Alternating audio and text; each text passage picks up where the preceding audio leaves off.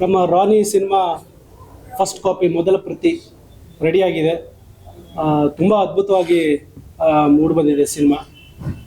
ನಾವು ಈ ಜುಲೈ ಅಷ್ಟೊತ್ತಿಗೆ ರಿಲೀಸ್ ಪ್ಲ್ಯಾನ್ ಮಾಡ್ತಾ ಇದ್ದೀವಿ, ಇನ್ನೂ ಡೇಟ್ ಫೈನಲ್ ಮಾಡಿಲ್ಲ. ಒಂದು ಕಲ್ಟ್ ಕ್ಲಾಸಿಕ್ ಸಿನಿಮಾ ಅದು. ಫ್ಯಾಮಿಲಿ ಆಡಿಯನ್ಸ್ ಇರ್ಬೋದು, ಆ್ಯಕ್ಷನ್ ಬೇಕಾದವರಿಗೆ ಆ್ಯಕ್ಷನ್ ಇರ್ಬೋದು, ಲವ್ ಬೇಕಾದ್ರೆ ಲವ್ ಇರ್ಬೋದು. ಸೊ ಎಲ್ಲ ಒಂದು ಎಲಿಮೆಂಟ್ಸ್ಗಳು ಇರುವಂಥ ಒಂದು ಹೈ ಕ್ವಾಲಿಟಿ ಸಿನಿಮಾ. ಈ ರಿಲೀಸ್ ಈ ಒಂದು ಫಸ್ಟ್ ಕಾಪಿ ರೆಡಿ ಆಗಿರೋ ಒಂದು ವಿಷಯನ ನಿಮ್ಮ ಜೊತೆ ಹಂಚ್ಕೊಳ್ಳೋಣ ಅಂತ ನಾನು ನಿಮಗೆ ಕರೆದಿದ್ದೆ ಇವತ್ತು. ಸೊ ಇನ್ನೇನಾದರೂ ನೀವು ಕೇಳೋದಿದ್ರೆ sir, reels with Rani Kiran Raj ಅಂತ ಹೇಳಿ ಫ್ಯಾನ್ಸ್ ನ ಮೀಟ್ ಮಾಡೋ ಫ್ಯಾನ್ಸ್ ನ ಮೀಟ್ ಮಾಡೋದು ಹೇಗೆ ನಡೀತಾ ಇದೆ? ಪ್ರಮೋಷನ್ಸ್ ಈಗ ಸ್ಟಾರ್ಟ್ ಮಾಡಿದ್ರಾ? ಅಂದ್ರೆ ಆದಷ್ಟು ಈಗ ನನ್ನ ಆಡಿಯನ್ಸ್ ಏನಿದ್ದಾರೆ ಫಸ್ಟ್ ಅವ್ರನ್ನ ರೀಚ್ ಆಗಿ ಅವರಿಂದಾನೇ ನಮ್ದು ಸಾಂಗ್ಸ್ ಏನಿದೆ ಅದು ತುಂಬಾ ವೈರಲ್ ಆಗ್ತಿತ್ತು. So it's a gratitude towards them and ಒಂದ್ ರೀತಿ ಅವ್ರಿಗೂ ನನ್ನ ಮೀಟ್ ಮಾಡ್ಬೇಕು ಅಂತ ಇರುತ್ತೆ. ಕೆಲವು ಸರಿ ಹೊರಗಡೆ ಇವೆಂಟ್ ಅಲ್ಲಿ ಆ ಸಂದರ್ಭ ಆಗೋದಿಲ್ಲ. So I thought it's a good platform. ಅವರು ನನ್ನ ಮೀಟ್ ಮಾಡಿ ಒಂದು ಗೆಟ್ ಟುಗೆದರ್ ತರನೂ ಆಗುತ್ತೆ. ಅಂಡ್ ಜೊತೆಗೆ ಈಗ ಪ್ರತಿ ಒಂದು ಎಷ್ಟು ಅಂತ ನಾವು ದುಡ್ಡು ಕೊಟ್ಟು ಪುಷ್ ಮಾಡೋಕ್ಕಾಗುತ್ತೆ. We need some organic stuff. ಈಗ ಪ್ರತಿ ಹಂತದಲ್ಲೂ ಪೇಡ್ ಪ್ರಮೋಷನ್ ಒಂಥರ ಅದೇ ಹೋಗ್ತಿದೆ. So we thought something organic will try. So ಆ ಒಂದು ಇದ್ರಲ್ಲೇ ಡೈರೆಕ್ಟರ್ ಸರ್ ಹೇಳಿದಾಗೆ ವಿ ಡಿಡ್ ದಿಸ್. ಸರ್, ಖುಷಿಯಿಂದ ನೀವು ಹೇಳ್ತಿದ್ರೆ ನಮ್ದು ಫಸ್ಟ್ ಕಾಪಿ ರೆಡಿ ಇದೆ, ಫಿಲಮ್ ರಿಲೀಸ್ ರೆಡಿ ಇದೀವಿ ಅಂತ ಅಂತೆಲ್ಲ. ಬಟ್ ಕನ್ನಡ ಇಂಡಸ್ಟ್ರಿಯಲ್ಲಿ ಒಂದು ಕ್ವೆಶ್ಚನ್ ಮಾರ್ಕ್. ಈವನ್ ಚೇಂಬರ್ ಅಲ್ಲಿ ಮೀಟಿಂಗ್ ಮಾಡ್ತಾರೆ, ಕನ್ನಡ ಇಂಡಸ್ಟ್ರಿನ ಬಂದ್ ಮಾಡ್ತೀವಿ, ಯಾರು ಫಿಲಮ್ ಮಾಡ್ತಿಲ್ಲ ಅಂತ ಹೇಳಿ. ಬಟ್ ಫಿಲಮ್ಸ್ ಗಳ ಸಂಖ್ಯೆ ಹಂಗೆ ಇದೆ, ರಿಲೀಸ್ ಆಗ್ತಾನೂ ಇದೆ. ಬಟ್ ಚೇಂಬರ್ ಬಂದ್ ಮಾಡುವಂತ ಒಂದು ಪ್ರಶ್ನೆ ಇದ್ದಿರುವಂತದ್ದು. As a produce, as a director, as an artist ಒಂದು ಕಾಪಿನ ರೆಡಿ ಮಾಡ್ಕೊಂಡು ಇಂಡಸ್ಟ್ರಿನಲ್ಲಿ ಒಂದು ಪ್ರಾಮಿಸಿಂಗ್ ಫಿಲಮ್ ಆಗಿ ಹೊರಗೆ ಬಂದಿರುವಂತಹ ಸಿನಿಮಾ ರಾನಿ. ಸೊ ಹಾಗಿರುವಾಗ ಈ ಒಂದು ಪ್ರಶ್ನೆಗೆ ನಿಮ್ಮ ಉತ್ತರ ಈಗ ಎದ್ದಿರುವಂತಹ ಒಂದು ಕ್ವೆಶ್ಚನ್ ಇದು. ಆ್ಯಕ್ಚುಲಿ ಈ ಪ್ರಶ್ನೆ ಆಡಿಯನ್ಸ್ಗೂ ಎದ್ದಿಲ್ಲ, ಮತ್ತು ಯಾರು ರೆಗ್ಯುಲರ್ ಸಿನಿಮಾ ಮಾಡ್ತಿದ್ದಾರಲ್ಲ ಅವರಿಗೂ ಎದ್ದಿಲ್ಲ. ಇದು ಯಾರೋ ನಾನು ನೋಡ್ತಿರೋ ಪ್ರಕಾರ ಈಗ ಮಾತಾಡ್ತಾ ಇರೋರು ಸಿನಿಮಾ ಮಾಡಿ ಎಷ್ಟು ವರ್ಷ ಆಗಿದೆ. ಇದು ರೆಗ್ಯುಲರ್ ಪ್ರೊಡ್ಯೂಸರ್ಸ್ ಯಾರು ಮಾತಾಡ್ತಾ ಇಲ್ಲ. ಬಿಕಾಸ್ ರೆಗ್ಯುಲರ್ಸ್ ಪ್ರೊಡ್ಯೂಸರ್ಸು ಈಗ ಅಂದ್ರೆ ರೆಗ್ಯುಲರ್ ಮೀನ್ಸ್ ಈಗ ಆ ಸಿನಿಮಾ ಏನು ಮಾಡ್ತಾ ಇದ್ದಾರೆ, ತುಂಬ ಪ್ಯಾಷನೆಟಿಕ್ ಪ್ರೊಡ್ಯೂಸರ್ ಬರ್ತಾ ಇದ್ದಾರೆ. ಹೊರಭಾಷೆ ಸಿನಿಮಾಗಳನ್ನ ನೋಡಿ ಆ ಕ್ವಾಲಿಟಿಯಲ್ಲಿ ನಾವು ಮಾಡಬೇಕು ಅಂತ ಬರ್ತಾ ಇದ್ದಾರೆ ಪ್ರೊಡ್ಯೂಸರ್. ಎಕ್ಸಾಂಪಲ್ ಈಗ ನಮ್ಮ ರಾನಿ ಪ್ರೊಡ್ಯೂಸರ್ ಇರ್ಬೋದು, ಅವ್ರು ಯಾವುದೇ ಬಿಸ್ನೆಸ್ ಕ್ಯಾಲ್ಕುಲೇಷನ್ ಹಾಕೊಂಡು ಬಂದಿಲ್ಲ. ತುಂಬ ಸಿನಿಮಾ ಪ್ಯಾಷನ್ ಇದೆ, ಒಂದು ಒಳ್ಳೆ ಸಿನಿಮಾ ಮಾಡಬೇಕು ಅಂತ ಬಂದಿದ್ದಾರೆ. ಅದೇ ಥರ ಆಡಿಯನ್ಸ್ ಕೂಡ ಒಳ್ಳೆ ಸಿನಿಮಾ ಬಂದರೆ ನೋಡ್ತಾ ಇದ್ದಾರೆ. ಈಗ ನೀವು ಈ ಸಿನಿಮಾ ಆಡಿಯನ್ಸ್ ಬರ್ತಾ ಇಲ್ಲ, ಥಿಯೇಟರ್ ಸ್ವಲ್ಪ ಸ್ಟ್ರೈಕ್ ಮಾಡೋಣ, ಬಂದ್ ಮಾಡೋಣ, ಈ ಎಲ್ಲ ಮಾತಾಡ್ತಾ ಇರೋರು ಇವ್ರು ಮಾತಾಡುವಾಗ ನೀವು ನೋಡಿ ಒಂದು ಮಾತು ಹೇಳ್ತಾರೆ, ಕಂಟೆಂಟ್ ಚೆನ್ನಾಗಿ ಬರಬೇಕು, ಕಂಟೆಂಟ್ ಚೆನ್ನಾಗಿ ಬರ್ತಾ ಇಲ್ಲ ಅಂತ. ಇದನ್ನ ಎಲ್ಲರೂ ಮಾತಾಡೋದು ನೀವು ಕೇಳಿಸ್ಕೊಳ್ತಾ ಇದ್ದೀರಿ. ಕಂಟೆಂಟ್ ಬರ್ಬೇಕಂದ್ರೆ ಏನು ಮಾಡಬೇಕು? ಕೆಲಸ ಮಾಡಬೇಕು, ಟೈಮ್ ಕೊಡಬೇಕು ಅಲ್ವಾ? ಕಂಟೆಂಟ್ ಎಲ್ಲಿಂದ ಬರುತ್ತೆ? ಏನು ಮಾಡಬೇಕು? ಯಾರು ಮಾಡ್ತಾರೆ ಕಂಟೆಂಟು? ಅದಕ್ಕೆ ಏನಾದರೂ ಐಡಿಯಾ ಹೇಳಿದ್ದೀರಾ ನೀವು? ಏನಾದರೂ ಪ್ಲ್ಯಾನ್ ಮಾತಾಡ್ತಾ ಇದ್ದೀರಾ? ಕಂಟೆಂಟ್ ಬರಹಗಾರರು ಅಥವಾ ಡೈರೆಕ್ಟ್ರು ಯಾವ ಥರ ಕಂಟೆಂಟ್ಗಳು ಮಾಡ್ತಾ ಇದ್ದಾರೆ? ಎಷ್ಟು ಜನ ರೈಟರ್ಸ್ ಇದ್ದಾರೆ? ಆ ರೈಟರ್ ಪರಿಸ್ಥಿತಿಗಳು ಏನಿದೆ? ಎಷ್ಟು ಜನ ಅಸೋಸಿಯೇಟ್ ಡೈರೆಕ್ಟರ್ಗಳು 10 ವರ್ಷ 15 ವರ್ಷ ಅನುಭವ ತಗೊಂಡು ಇಂಡಸ್ಟ್ರಿಯಲ್ಲಿರೋ ಎಷ್ಟೋ ಅಸೋಸಿಯೇಟ್ ಡೈರೆಕ್ಟರ್ಗಳು ಅದ್ಭುತವಾದ ಸ್ಕ್ರಿಪ್ಟ್ಗಳು ಮಾಡಿಟ್ಕೊಂಡಿದ್ದಾರೆ. ಅವ್ರುಗಳಿಗೆ ಯಾವ ಥರದ ಸಪೋರ್ಟ್ ಇದೆ? ನೀವು ಅಂತ ಒಳ್ಳೆ ಸ್ಕ್ರಿಪ್ಟ್ ಇದೆಯಾ, ಬಂದ್ರಪ್ಪ, ಯಾರು ಸ್ಕ್ರಿಪ್ಟ್ ಮಾಡಿದ್ದೀರಿ, ಅನುಭವ ಇದ್ದವರು ಎಷ್ಟು ಜನ ಇದ್ದೀರಿ, ನಿಮ್ಮ ಸ್ಕ್ರಿಪ್ಟ್ಗಳು ಹೇಳಿ. ಅಥವಾ ಒಂದು ಟೀಮ್ ಮಾಡೋಣ, ಸೀನಿಯರ್ಸನ್ನು, ಹಿರಿಯ ನಿರ್ದೇಶಕರುಗಳಿದ್ದಾರೆ, ಅವ್ರುಗಳ ಒಂದು ಜೊತೆ ಒಂದು ಟೀಮ್ ಮಾಡೋಣ. ಆ ಸ್ಕ್ರಿಪ್ಟ್ ಏನು ಒಂದು ಸಿನಿಮಾ ಮಾಡಬೇಕಂತ ಹೊರಟಿರೋರು ಅಥವಾ ಸ್ಕ್ರಿಪ್ಟ್ ಮಾಡಿಟ್ಕೊಂಡಿರೋರು, ಸೊ ಇವ್ರನ್ನೆಲ್ಲ ಕರೆದು ಆ ಸ್ಕ್ರಿಪ್ಟ್ ಕೇಳೋದು, ಅನಲೈಸ್ ಮಾಡೋದು, ಈ ಥರದ್ದು ಏನು ಒಂದು ಐಡಿಯಾ, ಒಂದು ಪ್ಲ್ಯಾನ್ ನೀವೇನಾದರೂ ಹೇಳಿರ್ತೀರಾ? ಯಾರು ಹೇಳಿಲ್ಲ, ಅಥವಾ ಹೇಳ್ತಾನೂ ಇಲ್ಲ.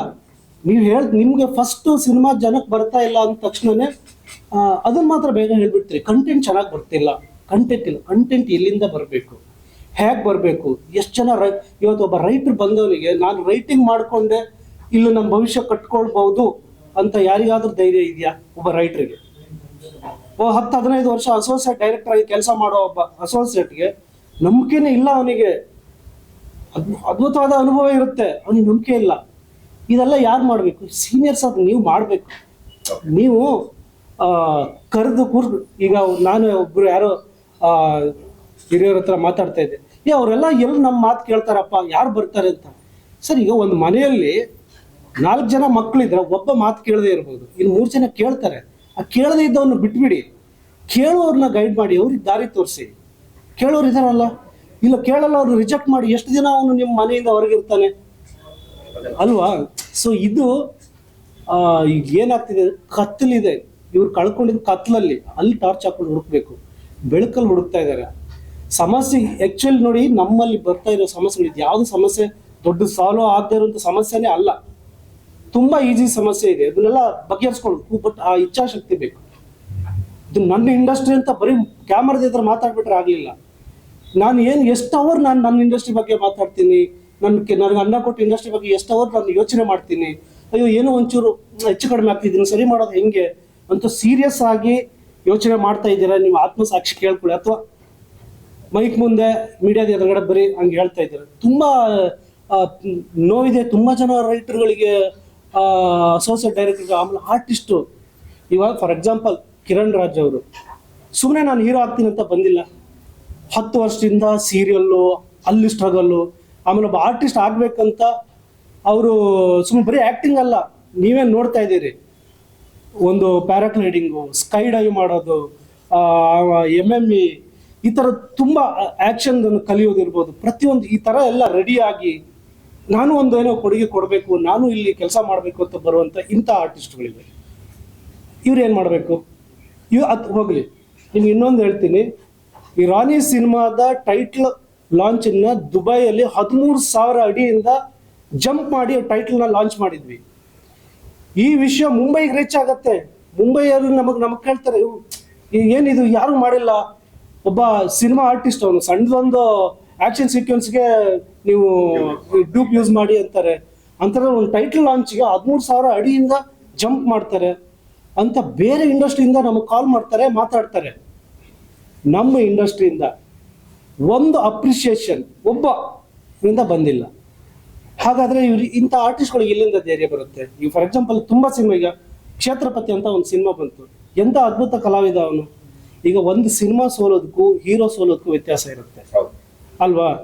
ಆ ಹೀರೋಗೆ ತುಂಬ ಕೆಪಾಸಿಟಿ ಇರುವಂಥ ಹೀರೋ, ಇವನಿಗೊಂದು ಒಳ್ಳೆ ಸ್ಕ್ರಿಪ್ಟ್ ಮಾಡಬೇಕು, ಇವನಿಗೊಂದು ನಾವು ಪುಷ್ ಮಾಡಬೇಕು ಅಂತ. ಈ ಥರದ್ದು ಎಷ್ಟು ಜನ ಹೀರೋಗಳು, ಒಳ್ಳೆ ಟ್ಯಾಲೆಂಟ್ಗಳು ಮೊದಲನೇ ಸಿನಿಮಾದಲ್ಲೇ ಆ ಸಿನಿಮಾ ಫ್ಲಾಪ್ ಆಗಿ, ಬೇರೆ ಬೇರೆ ಕಾರಣಕ್ಕೆ ಸಿನಿಮಾ ಫ್ಲಾಪ್ ಆಗುತ್ತೆ ರೀ. ಒಂದೇ ಕಾರಣ, ಅದ್ಭುತವಾಗಿ ಸ್ಕ್ರಿಪ್ಟ್ ಮಾಡ್ಕೊಂಡ್ರು ಜನಕ್ಕೆ ಒಂದೊಂದ್ಸಲ ಕರೆಕ್ಟ್ ಆಗದೆ ಇರ್ಬೋದು, ಮಾಡಿ ಸ್ಕ್ರಿಪ್ಟ್ ಎಲ್ಲ ಹಿಟ್ ಆಗ್ಬೇಕಂತ ಏನಿಲ್ಲ. ಸೊ ಈ ಥರದ್ದೆಲ್ಲ ನೀವು ಎಲ್ಲಿ ನೋಟಿಸ್ ಮಾಡ್ತಾ ಇದ್ದೀರಾ? ಒಬ್ಬ ಡೈರೆಕ್ಟರ್ದು ಒಂದು ಸಿನಿಮಾ ಫ್ಲಾಪ್ ಆಗುತ್ತೆ, ಫ್ಲಾಪ್ ಆದ ತಕ್ಷಣ ಆ ಡೈರೆಕ್ಟರ್ ಆ ಕಡೆನೆ. ನಿಜವಾಗ್ಲೂ ಆ ಡೈರೆಕ್ಟರ್ಗೆ ತಾಕತ್ತು ಇದೆಯಾ ಒಳ್ಳೆ ಸ್ಕ್ರಿಪ್ಟ್ ಮಾಡೋದು? ಆ ಸಿನಿಮಾದಲ್ಲಿ ಕಾಣುತ್ತೆ ನಿಜವಾಗ್ಲೂ ಸೂಕ್ಷ್ಮವಾಗಿ ನೋಡೋನಿಗೆ, ಈ ಡೈರೆಕ್ಟರ್ಗೆ ಒಳ್ಳೆ ಸ್ಕ್ರಿಪ್ಟ್ ಮಾಡೋ, ಒಳ್ಳೆ ಸಿನಿಮಾ ಮಾಡೋ ತಾಕತ್ತಿದೆ. ಬೇರೆ ಬೇರೆ ಕಾರಣ, ಬೇರೆ ಬೇರೆ ಸಪೋರ್ಟ್ಗಳು ಇಲ್ಲದೆ ಈ ಸಿನಿಮಾ ಸೋತಿದೆ ಅನ್ನೋದು ಬರುತ್ತೆ. ಆ ಸಿನಿಮಾ ಅಂದರೆ ಸಿನಿಮಾ ಸೋತಿದೆ ಮೀನ್ಸ್ ಆ ಸಿನಿಮಾ ಅವ್ನು ಅಂದ್ಕೊಂಡಾಗ ಮಾಡೋಕ್ಕಾಗಿರಲಿಲ್ಲ, ಆ ಕಾರಣಕ್ಕೆ ಸಿನಿಮಾ ಕನೆಕ್ಟ್ ಆಗಲ್ಲ. ಅಂಥ ಡೈರೆಕ್ಟರ್ ಬೇರೆ ಏನು ಸ್ಕ್ರಿಪ್ಟ್ ಮಾಡ್ಕೊಂಡಿದ್ಯಾ, ಈ ಸಿನಿಮಾ ಬಿಡು, ಈ ಥರದ್ದು ಏನಾದರೂ ಬೆಳವಣಿಗೆಗಳಾಗಿದೆಯಾ? ಇಂಥ ಕ್ಷೇತ್ರಪತಿ ಅಂತ ಹೇಳಿದ್ಮೇಲೆ ಅಂಥ ಹೀರೋಗಳು ಎಷ್ಟೋ ಜನ ಅಂಥವ್ರನ್ನ ಕರೆದು, ಬಿಡುಗರು ಸಿನಿಮಾ ಫ್ಲಾಪ್ ಆಗಿದೆ, ನಿನ್ನ ತುಂಬ ಅದ್ಭುತ ಕಲಾವಿದ, ನೀನು ಬೇರೆ ನಾವು ಸಪೋರ್ಟ್ ಮಾಡ್ತೀವಂತ, ಆ ಥರದ್ದು ಏನಾದ್ರು ಆಗಿದೆಯಾ? ಆಗಿಲ್ಲ. ಒಂದು ಗೆದ್ದ ಹೀರೋ ಹಿಂದೆ ಓಡ್ಬಿಡ್ತೀರಿ, ಆ ಹೀರೋ ಕೂಡ ಹೆಂಗೆ ಗೆದ್ದ, ಅಥವಾ ಗೆದ್ದ ಸಿನಿಮಾದ ಹಿಂದೆ ಡೈರೆಕ್ಟರ್ ಹಿಂದೆನೇ ಓಡೋದಲ್ಲ, ಆ ಡೈರೆಕ್ಟ್ರು ನಿಜವಾದ ತಾಕತ್ತಿದ್ದ ಗೆದ್ದ ಅಥವಾ ಫ್ಲೂಕಲ್ ಗೆದ್ನ. ಸೊ ಅವ್ನ ಹಿಂದೆ ಓಡ್ತೀರಿ, ಆಮೇಲೆ ಅವ್ನ ಸಿನಿಮಾ ಫ್ಲಾಪ್ ಆಗುತ್ತೆ, ಮತ್ತೆ ವಾಪಸ್ ಬಂದು ಡೈರೆಕ್ಟರ್ ಸರಿ ಇಲ್ಲ, ಹೀರೋ ಇಲ್ಲ, ಮಾರ್ಕೆಟ್ ಇಲ್ಲ. ನೀವು ಮಾರ್ಕೆಟಲ್ಲಿ ಇರೋ ಹೀರೋ ವರ್ಷಕ್ಕೆ 2 ಸಿನಿಮಾ ಮಾಡಬೇಕು, 3 ಸಿನಿಮಾ ಮಾಡಬೇಕು ಅಂತ ಹೇಳೋದಕ್ಕಿಂತ ಇನ್ನೊಂದು 10 ಜನ ಹೀರೋ ಹುಟ್ಟಾಕೋ ಪ್ರಯತ್ನಗಳು ಏನಾಗಿದೆ? ಒಂದು ಎಕ್ಸಾಂಪಲ್ ಹೇಳಿ ಸರ್, ಒಂದು ಹೇಳಿ, ಇಂಥ ಒಂದು ಪ್ರಯತ್ನ ಮಾಡಿದ್ವಿ ಇದು ಗೊತ್ತಾಗಿಲ್ಲ ಅಂತ ಒಂದು ಎಕ್ಸಾಂಪಲ್ ಹೇಳಿ. ಅದೇ ಚೇಂಬರ್ ಅವ್ರ ಪ್ರಶ್ನೆ ಏನಂದ್ರೆ ಶಾಸ್ತ್ರ ಫಿಲಂ ಮಾಡ್ತಿಲ್ಲ ಅಂತ ಹೇಳಿ. ಬಟ್ ನಾವು ಆಸ್ ಅ ಮೀಡಿಯಾ ಪರ್ಸನ್ಸ್ ಆಗಿ ನಾವು ಕೇಳೋದೇನಂದ್ರೆ, ಸ್ಟಾರ್ಸ್ ವರ್ಷಕ್ಕೆ ಒಂದು ಫಿಲಂ ಮಾಡ್ತಾರೆ, 2 ವರ್ಷಕ್ಕೆ ಒಂದು ಫಿಲಂ ಮಾಡ್ತಾರೆ ಅನ್ನೋದಕ್ಕಿಂತ ಹೆಚ್ಚಾಗಿ ಸಮಸ್ಯೆಗಳು 1000 ಇದೆ. ಮೊದಲನೇದು ಸರ್, ಮಲ್ಟಿಪ್ಲೆಕ್ಸ್ ಕರ್ನಾಟಕ ಒಂದನ್ನ ಹೊರತುಪಡಿಸಿ ಬೇರೆ ಎಲ್ಲಾ ಕಡೆಯಲ್ಲೂ ಕೂಡ ಮಲ್ಟಿಪ್ಲೆಕ್ಸ್ ಟಿಕೆಟ್ ಪ್ರೈಸ್ ಬಂದ್ಬಿಟ್ಟು ಮ್ಯಾಕ್ಸಿಮಮ್ 150 ಇದೆ. ಬಟ್ ಕರ್ನಾಟಕದಲ್ಲಿ ಒಂದು ನಾರ್ಮಲ್ ಮಲ್ಟಿಪ್ಲೆಕ್ಸ್ 150 ಇಂದ 200 ಇದೆ. ಅದ್ರ ಬಗ್ಗೆ ಯಾರು ಯೋಚನೆ ಮಾಡ್ತಿಲ್ಲ. ಒಂದು ಅದಾದ್ರೆ, ಎರಡನೇದು UFO ಕ್ಯೂಬ್ ಅಪ್ಲೋಡಿಂಗಿಗೆ ನಾವು ಚೆನ್ನೈಗೆ ಹೋಗ್ಬೇಕು, ಕರ್ನಾಟಕದಲ್ಲಿ ಇಲ್ಲ. ಇದೇ ರೀಸೆಂಟ್ ಆಗಿ ಕೇರಳದಲ್ಲಿ ಒಂದು ಫೈಟ್ ಆಗುತ್ತೆ. ಅಲ್ಲಿರುವಂತಹ producer association, hole film industry, ಒಂದು ವಾರ ನಾವು ಏನು PVR ಅವ್ರಿಗೆ ಫಿಲಂ ಕೊಡಲ್ಲ ಅದು. ಸೊ ಅವರ ಮುಂಚಿನ ಬಿಸಿಗೆ ನೀವು ಯಾವ ಸ್ಯಾಟಲೈಟ್ ಥ್ರೂ ಕೊಡ್ತೀರೋ ನಾವು ಅದರಿಂದ ಪ್ಲೇ ಮಾಡ್ತೀವಿ. ಇಡೀ ಇಂಡಸ್ಟ್ರಿ ನಿಲ್ತಾ ಇದೆ. ಬಟ್ ಈಗ ಇಲ್ಲಿ ನಮ್ಮಲ್ಲಿ ಫಿಲ್ಮ್ಸ್ ಗಳು ಓಡ್ತಿಲ್ಲ ಅಂತ ತಕ್ಷಣ ಕಂಪ್ಲೇಂಟ್ ಮಾಡ್ತಿರೋದು ಸ್ಟಾರ್ಸ್ ಫಿಲ್ಮ್ ಮಾಡ್ತಿಲ್ಲ ಅಂತ. ಹೌದು. ಸ್ಟಾರ್ಸ್ ಒಂದೇ ಅಲ್ಲ ಫಿಲ್ಮ್ ನ ಬೆಳೆಸ್ತಾ ಇರೋದು. ಈ ತರ ಸಮಸ್ಯೆಗಳು ಈಗ ಸರಿ ನೀವು ಹೊಸಬ್ರು ಅಂತ ಹೇಳಿದ್ರಿ, ಈಗ ಆ ಡಿಸ್ಕಷನ್ ಎಲ್ಲಾ ಕಡೆ ಇದೆ, ಹೊಸತನ ಬರ್ಬೇಕು, ಹೊಸಬ್ರು ಬರ್ಬೇಕು. ಬಟ್ ಈ ಇಡೀ ಡಿಸ್ಕಷನ್ ಇಡೀ ನ್ಯೂಸ್ ಅಲ್ಲಿ ಹೊಸಬ್ರ ಬಗ್ಗೆ ಒಂದಾದ್ರೂ ಯಾರು ಡಿಸ್ಕಷನ್ ಮಾತಾಡ್ತಾ ಇಲ್ಲ. ಅಲ್ವಾ? ಬಟ್ ಚೇಂಬರ್ ಹೇಳ್ತಾ ಇರೋದು ಸ್ಟಾರ್ಸ್ ಫಿಲ್ಮ್ ಮಾಡ್ತಿಲ್ಲ ಅಂತ. ಬಟ್ ಇದೇ ಸ್ಟಾರ್ಸ್ ನೀವು ನಾನು ಹೇಳ್ತೀನಿ ಇವತ್ತಿನ ದಿನಕ್ಕೆ ಹತ್ತತ್ರ 100ರಿಂದ 110 ಫಿಲ್ಮ್ ರಿಲೀಸ್ ಆಗಿದೆ. ಆ 110ರಲ್ಲಿ ಮಿನಿಮಮ್ ಅಂದ್ರೂ 5ರಿಂದ 10 ಫಿಲ್ಮ್ ಒಳ್ಳೆ ಫಿಲ್ಮ್ ಇದೆ ಅಂತ ಎಲ್ರಿಗೂ ಗೊತ್ತಾಗಿದೆ. ಹೌದು. ಬಟ್ ಜನ ಹೋಗಿಲ್ಲ. But- ಒಂದು ಮಲ್ಟಿಪ್ಲೆಕ್ಸ್ ಅಲ್ಲಿ ಕರೆಕ್ಟ್ ಆದಂತ ಶೋ ಕೊಡ್ತಿಲ್ಲ. ಇದ್ರ ಬಗ್ಗೆ ಯಾಕೆ ಚೇಂಬರ್ ಮಾತಾಡ್ತಿಲ್ಲ?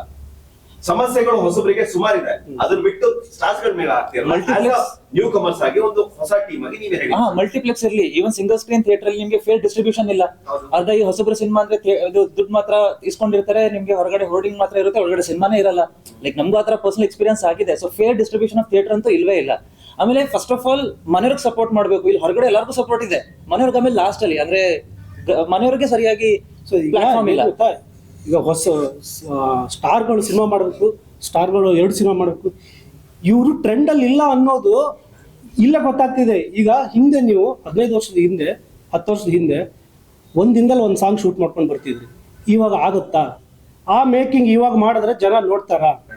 ಹೊರಗಡೆ ಹೆಂಗ ನಡೀತಾ ಇದೆ ಮೇಕಿಂಗು, ಎಷ್ಟು ನಡೀತಾ ಇದೆ? ಮೊನ್ನೆ ಯಾರೊಬ್ರು ಹೇಳ್ತಿದ್ರು, ಒಬ್ಬ ಡೈರೆಕ್ಟರ್ ಒಂದು ಸ್ಕ್ರಿಪ್ಟ್ಗೆ 6 ತಿಂಗಳು ಬೇಕು ಅಂತಂದ್ರೆ 6 ತಿಂಗಳಲ್ಲ, 1 ವರ್ಷ ಮಾಡಿ ಸ್ಕ್ರಿಪ್ಟ್ ಅನ್ನ 10 ಸಾರಿ ಅದನ್ನ ತೀಡಿ ಮಾಡ್ಬೇಕು ಸ್ಕ್ರಿಪ್ಟ್ ಅನ್ನ.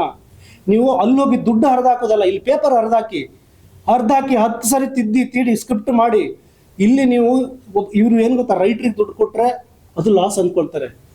ಇಲ್ಲಿ ಒಬ್ಬ ರೈಟ್ರು ಆ ಡ್ಯೂರೇಷನ್ನ ಕಮ್ಮಿ ಮಾಡಿ ಅದ್ರ ಮೇಲೆ ವರ್ಕ್ ಮಾಡಿ 50 ಲಕ್ಷ ಉಳಿಸ್ತಾನೆ. ಇಲ್ಲಿ ರೈಟ್ರಿಗೆ 10 ಲಕ್ಷ ಕೊಡಲ್ಲ. ಅದನ್ನ ಶೂಟ್ ಮಾಡಿ 1 ಕೋಟಿ ಕಳ್ಕೊತಾರೆ. ಸಿನಿಮಾ ಡಬ್ಬಿಂಗ್ ಹೋಗೋ ವರ್ಷನ್ 5 ಅವರ್ ಇರುತ್ತೆ. ಯಾಕೆ 5 ಅವರ್ ಇರುತ್ತೆ? ಯಾಕೆ ಜಜ್ಮೆಂಟ್ ಇಲ್ಲ ಸ್ಕ್ರಿಪ್ಟ್ ಮೇಲೆ? ಅಲ್ವಾ? ಪ್ರೀ ಪ್ರೊಡಕ್ಷನ್ ಪ್ರಾಪರ್ ಪ್ಲಾನ್ ಇಲ್ದಾನೆ ಶೂಟಿಂಗ್ ಟೈಮ್ ಅಲ್ಲಿ ಟೈಮ್ ವೇಸ್ಟ್ ಮಾಡೋದು. ಹೌದು, ಪ್ಲಾನು ಮತ್ತೆ ಈ ಸ್ಕ್ರಿಪ್ಟ್ ಅನ್ನೋದು ನನ್ನ ಪ್ರಕಾರ 6 ತಿಂಗಳಲ್ಲಿ 1 ವರ್ಷ ಮಾಡಿ, 1 ವರ್ಷ ಮಾಡಿ ಪ್ರೊಡ್ಯೂಸರ್ಗೂ ಸೇಫ್ ಆಗುತ್ತೆ, ಸಿನಿಮಾನು ಅದ್ಭುತವಾಗಿ ಬರುತ್ತೆ. ಸೊ ಈ ಕೆಲಸ, ಸೊ ಇಲ್ಲಿ ಅದೇ ನಾನು ಹೇಳ್ತೀನಿ, ಸ್ಕ್ರಿಪ್ಟ್ ನೀವು ಹೇಳಿದಕ್ಕೆ ಒಂದು ಪ್ರಶ್ನೆ ಮತ್ತೆ ಸರ್, ಹೊರಗಡೆ ಲೈಕ್ ನನಗೆ ಗೊತ್ತಿರೋ ಪ್ರಕಾರ ತೆಲುಗುನಲ್ಲಿ ತಮಿಳಿನಲ್ಲಿ ಒಬ್ಬ ರೈಟರ್ಗೆ 1ರಿಂದ 1.5 ಕೋಟಿವರೆಗೂ ರೆಮ್ಯುನರೇಷನ್ ಕೊಡ್ತಾರೆ ಜಸ್ಟ್ ಒಂದು ರೈಟಿಂಗ್ ಮಾಡೋದಕ್ಕೆ. ಅದೇ ನಮ್ಮಲ್ಲಿ ರೈಟರ್ಗೆ 50,000 ಕೊಟ್ಟರೆ ಹೆಚ್ಚಾಗಿದೆ. ಹೌದು, ಒಂದು ಅದೇ ನಾನು ಈ ಸಮಸ್ಯೆ ಯಾಕೆ ಬರ್ತಾ ಇದೆ? ರೈಟರ್ಗೆ ಯಾಕೆ ಕನ್ನಡ Writing- ಫಿಲಂ ಗೆಲ್ಲೋದು ನಿಮ್ಮ ಪ್ರಕಾರ ಒಂದು ನೋನ್ ಫೇಸ್ ಸ್ಕ್ರೀನ್ ಮೇಲೆ ಕಾಣಿಸೋದ್ರಿಂದ ಅಥವಾ ನೋನ್ ಫೇಸ್ ಹತ್ರ ಆಡಿಸುವಂತ ಪದಗಳು ಬರುವಂತ ಕತೆ ಮೇಲೆ? ಹೌದು, ನೋಡಿ, ರೈಟರ್ ಈ ಹೀರೋ ಹಣೆ ಬರ ಇರ್ಬೋದು, ಒಬ್ಬ ಪ್ರೊಡ್ಯೂಸರ್ ಹಣೆ ಬರ ಇರ್ಬೋದು, ಒಬ್ಬ ಟೆಕ್ನಿಷಿಯನ್ ಹಣೆ ಬರ ಇದೆ, ಎಲ್ಲರ ಹಣೆ ಬರ ಬರೆಯೋನು ರೈಟ್ರು ಅನ್ನೋ ಸತ್ಯ ಎಲ್ಲಿವರೆಗೆ ಗೊತ್ತಾಗಲ್ವೋ ಅಲ್ಲಿವರೆಗೆ ರೈಟ್ರಿಗೆ ಬೆಲೆ ಇಲ್ಲ. ಈಗ ಆ ಕೆಲಸ ನಾನು ಮಾಡಿ ಬಂದಿದ್ದೀನಿ. ರೈಟ್ ವ್ಯಾಲ್ಯೂ ಯಾರಿಗೂ ಗೊತ್ತಿಲ್ಲ, ರೈಟರ್ ವ್ಯಾಲ್ಯೂ ಏನಂತ. ನಾನು ಹೇಳೋದು, ಹೀರೋಗಳು ನೀವು 4 ಜನ ಬೌನ್ಸರ್ ಮತ್ತೆ ಏನು ಇವ್ರನ್ನ ಇಟ್ಕೊಳ್ತಾರಲ್ಲ, ಅವ್ರ ಜೊತೆ 4 ಜನ ರೈಟರ್ನ ಇಟ್ಕೊಳ್ಳಿ, ನಿಮ್ಮ ಹಣೆ ಬರ ಅದ್ಭುತವಾಗಿರುತ್ತೆ. ನಾನು ಹೇಳ್ತಾ ಇರೋದು ನನ್ನ ಅನುಭವಕ್ಕೆ ಬರೋದು, ನಿಮ್ಗೆ ಕಾಣ್ತಾ ಇಲ್ಲ. ಸೊ ಇದು ತುಂಬ ಕಷ್ಟ ಆಗುತ್ತೆ ನನ್ನ ಪ್ರಕಾರ. ಈಗ ನೋಡಿ, ಈಗ ಆ್ಯಕ್ಚುಲಿ ಒಂದು ಖುಷಿ ವಿಚಾರ ಅಂದ್ರೆ ದರ್ಶನ್ ಸರ್ದು ಸಿನಿಮಾ ಕಾಟೇರ ಸಿನಿಮಾ ಅದ್ಭುತವಾದ ಕೆಲಸ. ಆ ರೈಟ್ರು ಕರೆದು ಅವ್ರಿಗೆ ಗಿಫ್ಟ್ ಕೊಟ್ಟು ಒಂದು ಪ್ರೆಸ್ ಮೀಟ್ ಮಾಡಿ, ಇದು ಒಂದು ಒಳ್ಳೆ ಬೆಳವಣಿಗೆ. ಇದು ಈಗ ದರ್ಶನ್ ಸರ್ ಏನು ಫ್ರೀ ಆಗಿದ್ರಂತಲ್ಲ, ಬಂದು ಆ ರೈಟ್ರು ಅಕ್ಕಪಕ್ಕದಲ್ಲಿ ನಿಲ್ಲಿಸಿ ಒಂದು ಆ ಗಿಫ್ಟ್ ಕೊಡೋದಿದೆಯಲ್ಲ. ಸೊ ಈ ಥರದ್ದು ಬೇರೆ ಇಂಡಸ್ಟ್ರಿಯಲ್ಲಿ ಆಗ್ತಾ ಇದೆ, ನಮ್ಮ ಇಂಡಸ್ಟ್ರಿಯಲ್ಲೂ ಆಗಬೇಕು. ಎಲ್ಲಿವರೆಗೆ ಬರಹಗಾರನನ್ನ ಮುಖ್ಯವಾಗಿ ನೀವು ನೋಡಲ್ವೋ ಅಲ್ಲಿವರೆಗೆ ಬರೀ ಮಾತಾಡ್ತಿರ್ತೀವಿ. ಅದು ಸಮಸ್ಯೆ, ಆ ಸಣ್ಣ ಸಣ್ಣ ಸಮಸ್ಯೆ ತುಂಬ ಇದೆ ಸರ್. ನಿಮಗೆ ಮಲ್ಟಿಪ್ಲೆಕ್ಸ್ ಇರ್ಬೋದು, ಪ್ರೈಸ್ ರೇಟ್ ಇರ್ಬೋದು, ಆಮೇಲೆ ಥಿಯೇಟರ್ಗಳಲ್ಲಿ ನಾನು ಒಂದು ಸರ್ವೆ ಮಾಡಿದ್ವಿ 10 ದಿನ ಸರ್. ಆ ವಿಡಿಯೋಗಳನ್ನು ಎಲ್ಲ ಯೂಟ್ಯೂಬಲ್ಲಿ ಸಿಗುತ್ತೆ. ನಾವು ಹೋಗಿ ಜನಗಳನ್ನ ಥಿಯೇಟರನ್ನು ಮೀಟ್ ಆಗಿದ್ವಿ. ಎಂತೆಂಥ ಪ್ರಾಬ್ಲಮ್ಸ್ಗಳಿದಾವೆ ಅಂದರೆ, ಒಬ್ಬ ಆಟೋ ಓನರ್ ಹೇಳ್ತಾನೆ, ನಾವೆಲ್ಲ ಮೊದಲು ಆಟೋನ ಥಿಯೇಟರ್ ಒಳಗಡೆ ಹೋಗ್ತಾ ಇದೀವಿ ಸರ್, ಇವಾಗ ನಮಗೆ ಒಳಗಡೆ ಎಂಟ್ರಿ ಇಲ್ಲ, ನಾವು ಫ್ಯಾಮಿಲಿ ಕರ್ಕೊಂಡು ಒಳಗಡೆ ಹೋಗೋಕ್ಕಾಗಲ್ಲ. ಯಾಕಂದ್ರೆ ಕಾರ್ ಅವನು 50 ರೂಪಾಯಿ ಕೊಡ್ತಾನೆ, ನಾವು 50 ರೂಪಾಯಿ ಪಾರ್ಕಿಂಗ್ ಚಾರ್ಜ್ ಕೊಡೋಕ್ಕಾಗಲ್ಲ, ನಾವೆಲ್ಲ ರೋಡಲ್ಲಿ ನಿಲ್ಲಿಸಿ ಹೋಗ್ಬೇಕು. ಸಿನಿಮಾ ಮುಗಿಸಿ ಬರುವಷ್ಟಕ್ಕೆ ಆಟೋ ಪಾರ್ಟ್ಸ್ ಎಲ್ಲ ಕಿತ್ಕೊಂಡು ಹೋಗಿರ್ತಾರೆ. ನಾವು ಸಿನಿಮಾ ಅಲ್ಲಿ ಹೋಗೋದು ಬಿಟ್ವಿ ಅಂತ. ಈ ಥರದ್ದು ಸಣ್ಣ ಸಣ್ಣ ಸಮಸ್ಯೆಗಳು ಅದು ದೊಡ್ಡದಾಗಿದೆ. ಮತ್ತೆ ಈ ಸಮಸ್ಯೆಗಿಂತ ಜಾಸ್ತಿ ನೆಗೆಟಿವ್ ಆಗಿ ಮಾತಾಡ್ತಾ ಇದ್ದಾರೆ. ಓಡಲ್ಲ ಈ ಸ್ವಾಮಿ, ಅಲ್ಲಿ IPL ನಡೀತಾ ಇದೆ, ಇಲೆಕ್ಷನ್ ನಡೀತಾ ಇದೆ, ಈ ಗ್ಯಾಪಲ್ಲಿ ಯಾವುದು ಒಳ್ಳೆ ಸಿನಿಮಾ ರಿಲೀಸ್ ಮಾಡೋ ಧೈರ್ಯ ಯಾರು ಮಾಡಿಲ್ಲ. ಇದು ನಮ್ಮ ಇಂಡಸ್ಟ್ರಿ ಅಷ್ಟೇ ಅಲ್ಲ, ಬೇರೆ ಇಂಡಸ್ಟ್ರಿಗಳಲ್ಲೂ ಆಗಿದೆ. ನಿಮಗೆ ಯಾವ್ದು ಮಂಜುಮಲೆ ಬಾಯ್ಸು, ಪ್ರೇಮಲು 2 ಬಿಟ್ಟರೆ ಬೇರೆ ಎಲ್ಲ ಇಂಡಸ್ಟ್ರಿಯಲ್ಲೂ ಸಿನಿಮಾ ಈ ಇಲೆಕ್ಷನ್ ಇದರಲ್ಲಿ ಅಷ್ಟೊಂದು ಜನ ಅದಕ್ಕೆ ಕನೆಕ್ಟ್ ಆಗಿಲ್ಲ. ಅದಕ್ಕಿಂತ ಹೆಚ್ಚಾಗಿ ನಮ್ಮಲ್ಲಿ ಅಂಥ ಸಿನಿಮಾ ರಿಲೀಸ್ ಆಗಲ್ಲ ಈ ಗ್ಯಾಪಲ್ಲಿ. ನಿಮಗೆ ಬ್ಲಿಂಕು ಮತ್ತು ಶಾಕಾಹಾರಿ ಎರಡು ಒಂದು ರೇಂಜಿಗೆ ಹೌದು ಆ ಮೂಮೆಂಟಲ್ಲಿ ರಿಲೀಸ್ ಆಗಿ ಸದ್ದು ಮಾಡ್ತದೆ ಸ್ವಲ್ಪ. ಸೊ ಆ ಥರ ರಿಲೀಸ್ ಆಗಿಲ್ಲ. ನೀವು ನೆಗೆಟಿವ್ ಮಾತಾಡೋದು ಬಿಡಬೇಕು. ಸಿನಿಮಾ ನೋಡೋ ವರ್ಗ ಇದ್ದೇ ಇದೆ. ರವಿಚಂದ್ರನ್ ಸರ್ ಹೇಳ್ತಾ ಇದ್ರು, ಒಳ್ಳೆ ಸಿನಿಮಾ ಪ್ರೇಕ್ಷಕ ಯಾವತ್ತೂ ಕೈ ಬಿಡಲ್ಲ ಅಂತ. ಅದು ಸಾರ್ವತ್ರಿಕ ಸತ್ಯ. ಅದು ಎಲ್ಲ ಇಂಡಸ್ಟ್ರಿಗೂ ಎಲ್ಲ ಪ್ರೇಕ್ಷಕನಿಗೂ. ಸೊ ಇವತ್ತು ಥಿಯೇಟ್ರಿಗೆ ಒಂದೇನಂದ್ರೆ ಥಿಯೇಟ್ರಿಗೆ ಜನ ಬರ್ತಾ ಇಲ್ಲ, ಬೇರೆ ಬೇರೆ ಪ್ಲಾಟ್ಫಾರ್ಮ್ಗಳಲ್ಲಿ ಜನ ನೋಡ್ತಾ ಇದ್ದಾರೆ. ಥಿಯೇಟ್ರಿಗೆ ಯಾಕೆ ಬರ್ತಾ ಇಲ್ಲ ಅಂದ್ರೆ ಅಲ್ಲಿ ಇನ್ನೊಂದು ಸಮಸ್ಯೆ ಇದೆ ನೋಡಿ. ಒಂದು ಸಿನಿಮಾ ಮೇಕಿಂಗ್ ಇವತ್ತು ನಾವು ಅದ್ರ ಕಲರ್ ಗ್ರೇಡಿಂಗು ಅದ್ರದ್ದು ಇದೆ ತುಂಬ ಅದ್ಭುತವಾಗಿ ಮಾಡಿಬಿಡ್ತೀವಿ. ಆ ಕಲರ್ ನಿಮ್ಗೆ ಆ ಸ್ಕ್ರೀನಲ್ಲಿ ಕಾಣಲ್ಲ ಎಷ್ಟೋ ಸ್ಕ್ರೀನ್ಗಳಲ್ಲಿ. ಒಂದು ಸ್ವಲ್ಪ ದಿನದಿಂದ ನಾನೊಂದು ಸಿನಿಮಾಗೆ ಹೋಗ್ತೀನಿ, ಅದಕ್ಕಿಂತ ಒಂದು ತಿಂಗಳಿಂದ ಅದೇ ಥಿಯೇಟ್ರಿಗೆ ಹೋಗಿದ್ದೀನಿ, ಸೇಮ್. ಆಮೇಲೆ ಹೋಗ್ತೀನಿ, ಸೇಮ್. ಆ ಕಡೆ ಬರ್ತಾ ಥಿಯೇಟ್ರ್ ಓನರ್ ಸಿಗ್ತಾರೆ, ಏನು ಸರ್ ಸ್ಕ್ರೀನ್ ಹಂಗಿದೆ ಅಂದರೆ ಅದು ಟ್ಯೂಬ್ ಸ್ವಲ್ಪ ಪ್ರಾಬ್ಲಮ್ ಆಗಿದೆ ಅಂತ. ಒಂದು ತಿಂಗಳು ಹಿಂದೆನೂ ಹಂಗೆ ಇದೆ. ಸೊ ಕ್ವಾಲಿಟಿ ಸಿನಿಮಾ ಅಲ್ಲಿ ನೋಡೋ ಆಡಿಯನ್ಸ್ಗೆ ಆ ಸಿನಿಮಾದಲ್ಲಿ ಏನು ಅಭಿಪ್ರಾಯ ಬರುತ್ತೆ? ಸೊ ಇದೆಲ್ಲ ಒಟ್ಟಾರೆಯಾಗಿ ಇದೇನೇನೋ ಸಮಸ್ಯೆ ಇದೆ. ಇದು ನಮ್ಮ ಇಂಡಸ್ಟ್ರಿ ಹಿರಿಯರು ಅನ್ಸ್ಕೊಂಡಿದ್ದಾರೆ. ಏನಿದ್ದೀರಿ ನೀವು ಹಿರಿಯವ್ರನ್ನೆಲ್ಲ ಕರೆದು ಬಂದ್ರಂತ ಅವ್ರಿಗೆ ಆಜ್ಞೆ ಮಾಡಬೇಕು, ರಿಕ್ವೆಸ್ಟ್ ಮಾಡಬೇಡಿ, ಆಜ್ಞೆ ಮಾಡಿ. ಎಷ್ಟು ಸಾರಿ ತಪ್ಪಿಸ್ಕೊಳ್ತಾರೆ, ಎಷ್ಟು ಸಾರಿ ನೆಗ್ಲೆಕ್ಟ್ ಮಾಡ್ತಾರೆ, ಕೊನೆಗಿಲ್ಲ ಇವ್ರು ಬಿಟ್ಟರೆ ನಮಗಿಲ್ಲ ಅನ್ನೋ ಥರದ್ದು. ಹಾಗೆ ನಿಮ್ಮ ಶಿಸ್ತು ಫಸ್ಟ್ ನಿಮ್ಮ ಮೇಲೆ ಗೌರವ ಬರೋ ಥರ ಮಾಡ್ಕೊಳ್ಳಿ. ಇವ್ರು ಹೇಳಿದ್ರು ನಾವು ಇವ್ರು ಫಾಲೋ ಮಾಡ್ಬೇಕಪ್ಪ, ಇವ್ರು ನಮ್ಮ ಪರವಾಗಿದ್ದಾರೆ, ನಮ್ಗೆ ಸಪೋರ್ಟ್ ಮಾಡ್ತಾರೆ ಅನ್ನೋದು ನಮಗೆ ಬರಬೇಕು. ಓಕೆ, ನೀವ್ ಹೇಳಿದ್ರೆ ಹೊಸಬ್ರು ಬಂದು ಹಡಬ್ರಿಗೆ ಸಪೋರ್ಟ್ ಮಾಡಿ ಅನ್ನೋದನ್ನ ಕೇಳ್ತಿದ್ದೀರಾ. ನಮ್ದು ಇನ್ನೊಂದು ಪ್ರಶ್ನೆ ಸರ್. ಸೊ ಚೇಂಬರ್ ನಲ್ಲಿ ಇವತ್ತು ಇರುವಂತವ್ರು ಯಾರು ಆಕ್ಟಿವ್ ಪ್ರೊಡ್ಯೂಸರ್ಸ್ ಅಲ್ಲ. ಸೊ ಅವರಿಗೆ ಇವತ್ತಿನ ಸಮಸ್ಯೆ ಏನು ಗೊತ್ತಿಲ್ಲ. ಹಾಗಿದ್ದಾಗ ಆಕ್ಟಿವ್ ಪ್ರೊಡ್ಯೂಸರ್ಸ್ ಯಾಕೆ ಚೇಂಬರ್ ಅಲ್ಲಿ ಹೋಗಿ ಕೂತ್ಕೋಬಾರ್ದು? ಏನಕ್ಕೆ ಸಮಸ್ಯೆಗಳ ಬಗ್ಗೆ ನಿಮಗೆ ಗೊತ್ತಿರುತ್ತೆ. ನೀವುಗಳು ಅಲ್ಲಿ ಕುತ್ಕೊಂಡಾಗ ಸಮಸ್ಯೆಗಳು ಏನು ಅನ್ನೋದನ್ನ ಸಾಲ್ವ್ ಮಾಡ್ಬೋದಲ್ವಾ? ಸೀನಿಯರ್ ಬಿಟ್ಟು ನೀವು ಗೈಡ್ ಮಾಡಿ ಅನ್ನೋದು ಸರ್ ಇವತ್ತಿನ ಸಮಸ್ಯೆ ಇದೆ, ನಾವು ಕೂತ್ಕೊಂತೀವಿ, ಆಪ್ಷನ್ ಕೊಡಿ, ನಾವು ಸರಿ ಮಾಡ್ತೀವಿ, ಯಾಕೆ ಬರ್ತಾ ಇಲ್ಲ? ಅಲ್ಲಿ ರಾಜಕೀಯನೇ ಅದು ಏನಿದೆ ಅಂತ ನಿಮಗೂ ಗೊತ್ತಿದೆ. ಅದೆಲ್ಲ ನಾವು ಇನ್ನು ಚಿಕ್ಕವ್ರು ಅದೆಲ್ಲ ಮಾತಾಡಕ್ಬಾರ್ದು. ಅವ್ರು ಏನೇನು ರಾಜಕೀಯನೋ, ಇವ್ರು ಯಾಕೆ ಅಲ್ಲಿ ಹೋಗಲ್ಲ, ಅವ್ರು ಯಾಕೆ ಬಿಟ್ಕೊಡಲ್ಲ, ಅದು ಗೊತ್ತಿಲ್ಲ ನನಗೆ. ಅದನ್ನ ನಾನು ಹೇಳೋದು, ಅಲ್ಲಿ ಯಾರೇ ಕೂತ್ಕೊಂಡಿದ್ರು ಒಂದು ಒಳ್ಳೆ ಇಚ್ಛಾಶಕ್ತಿ ಇರಲಿ ನಿಮಗೆ. ನನ್ನ ಇಂಡಸ್ಟ್ರಿ ನಾನು ಇದಕ್ಕೆ ಒಳ್ಳೇದೇನೋ ಮಾಡಬೇಕು. ಏನು ಈ ಸಮಸ್ಯೆನೇ ಬಗೆಹರಿಸೋದಾಗದಿರೋ ಸಮಸ್ಯೆ ಅಲ್ಲ ಇದು ಅಲ್ವಾ? ಫಸ್ಟ್ ಆಫ್ ಆಲ್ ನಾನು ಹೇಳೋದು ಫೌಂಡೇಶನ್ ಗಟ್ಟಿ ಮಾಡಿದ್ರೆ, ಮೀನ್ಸ್ ಕಂಟೆಂಟ್ ಅಂತ ಹೇಳ್ತೀರ, ಬರೀ ಮಾತಾಡ್ತಾ ಇದ್ದೀರಿ. ಒಳ್ಳೆ ಕಂಟೆಂಟ್ ಬರಬೇಕು ಅಂದರೆ ಏನು ಮಾಡಬೇಕು, ಏನು ಡಿಸಿಪ್ಲಿನ್ಗಳನ್ನು ನಾವು ತರಬೇಕು, ಇದು ಫಸ್ಟ್ ಸರಿ ಆದರೆ ಅದ್ರ ನಂತರದ್ದೆಲ್ಲ ಸ್ಟೆಪ್ಸ್, ಅದು ಸಿನಿಮಾ ಆಗೋದು, ಅದು ರಿಲೀಸ್ ಆಗೋದು, ಅದಕ್ಕೆ ಥಿಯೇಟ್ರಿಗೆ ಜನ ಬರೋದು, ಜನ ಕರೆಸೋದು, ಪ್ರಮೋಷನ್ ಮಾಡೋದೆಲ್ಲ ನಂತರದ ಸ್ಟೆಪ್ಸ್. ನಾವು ಬೇಸಿಕ್ ಫೌಂಡೇಶನ್ನೇ ಹಾಳು ಮಾಡ್ಕೊಂಡು ಬಿಟ್ಟಿರ್ತೀವಿ. ಸೊ ಅದು ಕರೆಕ್ಟ್ ಆಗಬೇಕು ಅನ್ನೋದು ನನ್ನ ಅಭಿಪ್ರಾಯ. ಕಿರಣ್ ರಾಜ್ ಅವ್ರಿಗೆ ಆಸ್ ಅನ್ ಆರ್ಟಿಸ್ಟ್ ಇವಾಗ ಚೇಂಬರ್ ಅವ್ರು ಹೇಳ್ತಾರೆ ವರ್ಷಕ್ಕೆ 3 ಫಿಲ್ಮ್ ಮಾಡಬೇಕು, 4 ಫಿಲ್ಮ್ ಮಾಡಬೇಕು ಅಂತ ಹೇಳಿ. ಸೊ ಕಿರಣ್ ರಾಜ್ ಅವರು 3 ಫಿಲ್ಮ್ ಮಾಡ್ತೀನಿ, 4 ಫಿಲ್ಮ್ ಮಾಡ್ತೀನಿ, 100% ಕತೆ ಸಿಕ್ಕೇ ಸಿಗುತ್ತೆ. ಹಾಗಾದ್ರೆ ಎಲ್ಲಾ ಕತೆನೂ ಆಸ್ಮೇಲೆ ನೀವು ಫಿಲ್ಮ್ ಮಾಡ್ತೀರಾ, ಸೊ ನೀವು ಸೆಲೆಕ್ಷನ್ ಹೋಗ್ತೀರಾ? ಕರಿಯರ್ ಮ್ಯಾಟರ್ಸ್ ಆಗುತ್ತೆ ನಿಮ್ದು. ನಾನಿನ್ನು ಆ ಸ್ಟೇಜ್ ಅಲ್ಲಿ ಅಂತೂ ಇಲ್ಲ. ಬಿಕಾಸ್ ನಾನು ಹೇಳ್ತಿಲ್ಲ, ನನಗೆ ಈಗ 10 ವರ್ಷ ಆಗಿದೆ, ಜನಗಳ ಪ್ರೀತಿ ಇದೆ, ಒಂದಷ್ಟು ಜನ ಪರಿಚಯ ಇದ್ದಾರೆ, ಜನಗಳು ನಾನು ಪರಿಚಯ ಇದ್ದೀನಿ. ಬಟ್ ಸ್ಟಿಲ್ ನನಗೆ ನಾನು ಪಾರ್ಟ್ ಆಫ್ ಇಂಡಸ್ಟ್ರಿ ಅಂತ ನಂಗೆ ಇನ್ನೂ ಅನ್ಸೇ ಇಲ್ಲ. ನಂಗೆ ಇನ್ನೂ ಆ ಇಂಡಸ್ಟ್ರಿ ಅನ್ನೋದೊಂದು ಸರ್ಕಲ್ ಇದೆ, ಎಲ್ಲೋ ದೂರ ಇದೀನಿ ಅಂತ ಅನಿಸ್ತಿದೆ. ನನ್ನ ಪಾಡು ನಾನು ಏನೋ ಮಾಡ್ತಾ ಇದ್ದೀನಿ, ಸ್ಟಿಲ್ ನನಗೆ ಆ ಕನೆಕ್ಟಿವಿಟಿ ಅನ್ನಿಸ್ತಾ ಇಲ್ಲ. ನಾನು ಅದೇ ಹೇಳ್ತಾ ಇರೋದು, ಒಂದು ಸೆಕ್ಟರ್ ಬೆಳಿಬೇಕು ಅಂತ ಅಂದ್ರೆ not in terms of finance, ನಾನು ಹೇಳ್ತಾ ಇರೋದು the amount of job it produces, ಅದು ಕ್ಯಾಲ್ಕುಲೇಟ್ ಆಗುತ್ತೆ. ಸೊ ಇವತ್ತು ಹೊಸ ಜನರೇಷನ್ ಅವರು ಇಂಡಸ್ಟ್ರಿಗೆ ಬರಬೇಕು ಅಂದ್ರೆ ಯಾವ ಧೈರ್ಯದ ಮೇಲೆ ಬರಬೇಕು ಅಂತ ನಾನು ಯೋಚನೆ ಮಾಡ್ತಾ ಇದ್ದೀನಿ. ಈಗ ನಾನು ಹೇಳಿದ್ನಲ್ಲ, ಇದು ಏನ್ ಡಿಸ್ಕಷನ್ ನಡೀತಿದೆ, ಆ ಈ ಡಿಸ್ಕಷನ್ ಅಲ್ಲಿ ಹೊಸಬ್ರ ಬಗ್ಗೆ ಡಿಸ್ಕಷನ್ನೇ ಇಲ್ಲ. The number of films they are making, ಅವರು ಈಗ ಅವ್ರ ಸಿನಿಮಾ ಓಡ್ತಿಲ್ಲ, ಅದರಲ್ಲಿ ಅವ್ರಿಗೆ ಗೊತ್ತಿರೋ ಹಾಗೆ ಎಷ್ಟೋ ಹೊಸಬ್ರದ್ದು ಒಳ್ಳೆ ಸಿನಿಮಾ ಇದೆ, ಅದು ಬೇರೆ ಬೇರೆ ಕಾರಣದಿಂದ ಓಡಿಲ್ಲ. ಹಾಗಂತ ಅವ್ರಿಗೆ ಮುಂದೆ ಲೈಫೇ ಇಲ್ಲ ಅಂತನ? ಈಗ ನಾನು 10 ವರ್ಷ ಅವಾಗ ಏನು ಇನ್ವೆಸ್ಟ್ ಮಾಡಿದ್ದೀನಿ ಸಿನಿಮಾ ಇಂಡಸ್ಟ್ರಿಗೆ, ಸಡನ್ಲಿ ಇವತ್ತು ಬಂದು ಸಿನಿಮಾ ಇಂಡಸ್ಟ್ರಿ ಕ್ಲೋಸ್ ಅಂತ ಗೊತ್ತಾದಾಗ 10 ವರ್ಷ ಇನ್ವೆಸ್ಟ್ಮೆಂಟ್ ಎಲ್ಗೋಯ್ತು.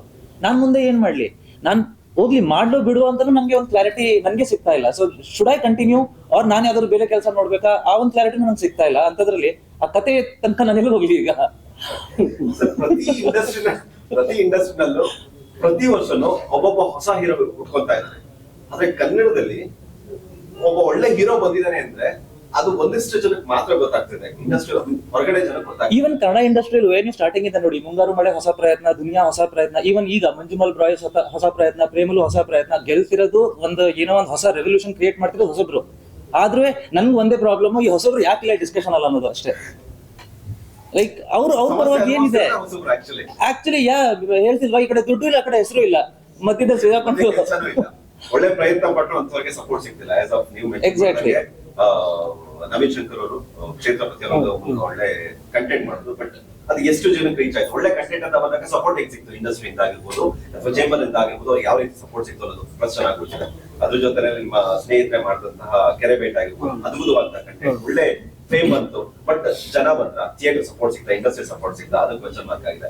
ಸೊ ಒಳ್ಳೆ ಕಂಟೆಂಟ್ ಬಂದ್ರು, ಸಪೋರ್ಟ್ ಮಾತ್ರ ಯಾರು ಮಾಡ್ತಿಲ್ಲ. ಸಮಸ್ಯೆ ಏನು ಇಲ್ಲದೆ ಇದ್ದಾಗ ಒಂದು ಹೊಸ ಸಮಸ್ಯೆ ಇವರೇ ಕ್ರಿಯೇಟ್ ಮಾಡ್ತಾರೆ. ಇಂಡಸ್ಟ್ರಿ ಬಂದ್ ಮಾಡ್ತೀವಿ, ಇಂಡಸ್ಟ್ರಿ ಒಳ್ಳೆ ಫಿಲಂ ಬರ್ತಿಲ್ಲ.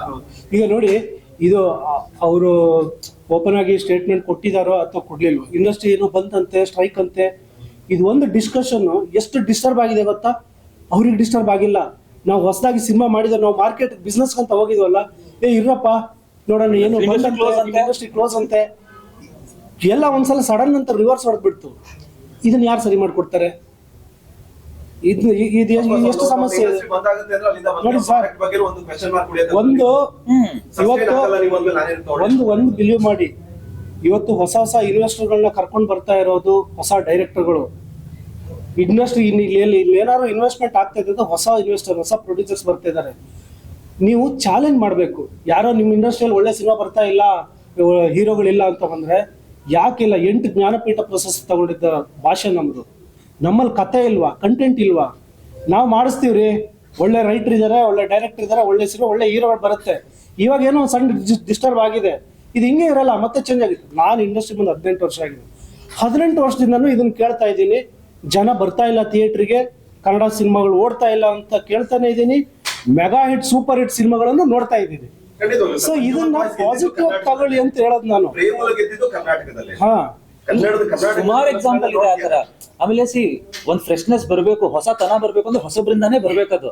ಬಿಕಾಸ್ ಅವ್ರ ಟ್ರೆಂಡ್ ಅಲ್ಲಿ ಇದ್ರೆ, ಟ್ರೆಂಡ್ ಗೊತ್ತಿದೆ, ಟ್ರೆಂಡ್ ತಕ್ಕಾಗೆ ಅವ್ರ ಆಕ್ಟಿವಿಟೀಸ್ ಇರುತ್ತೆ. So that's what we need to concentrate on.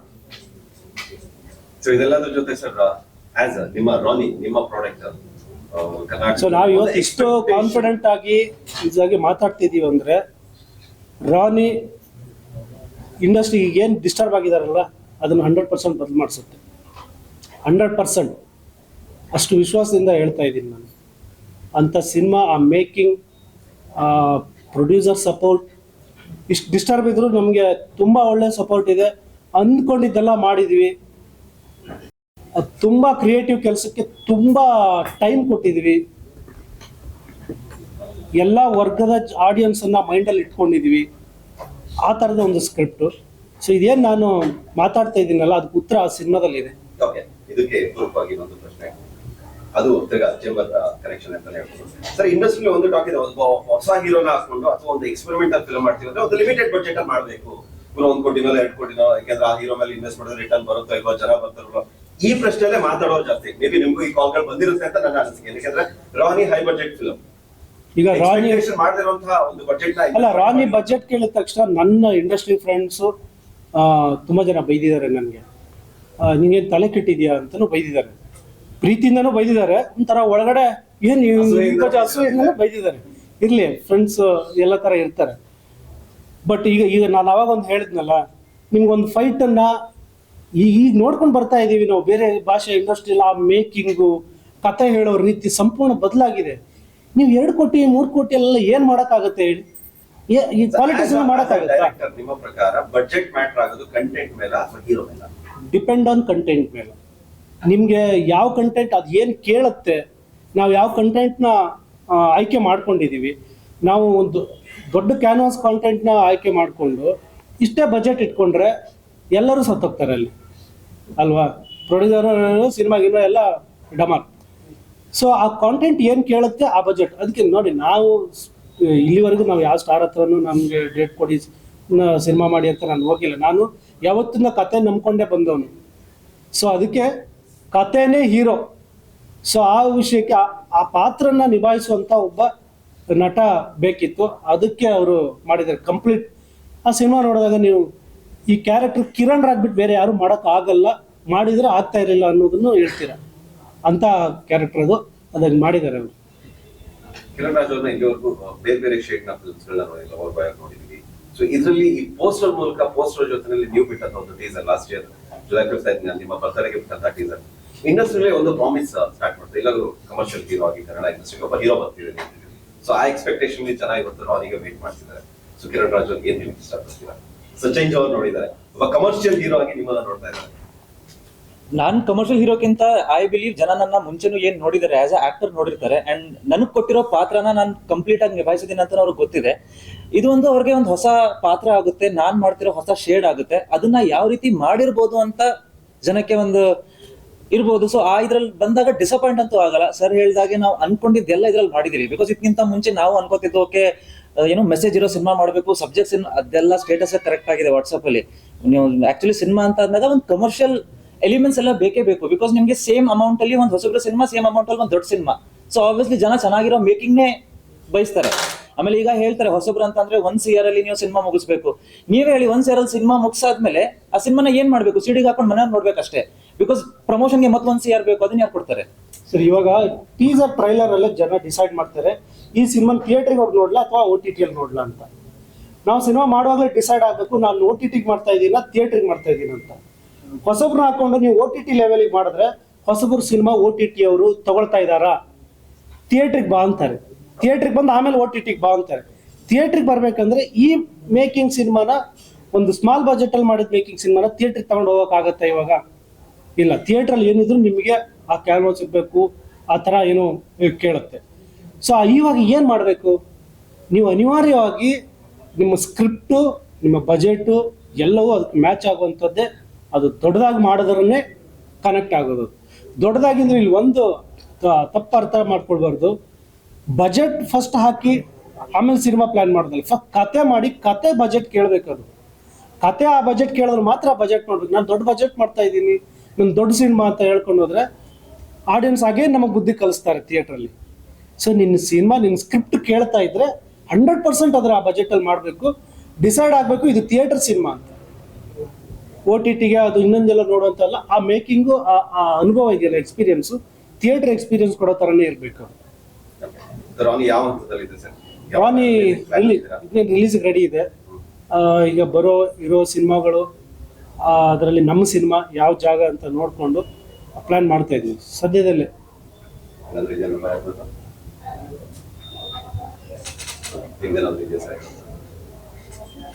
ಎಲ್ಲ ಇವ್ರು ಹೇಳಿದ್ರು ಅನ್ಸುತ್ತೆ. ಎಲ್ಲ ಇವರು ಸೇರಿಸಿ ಹೇಳಿದ್ರು ಅನ್ಸುತ್ತೆ.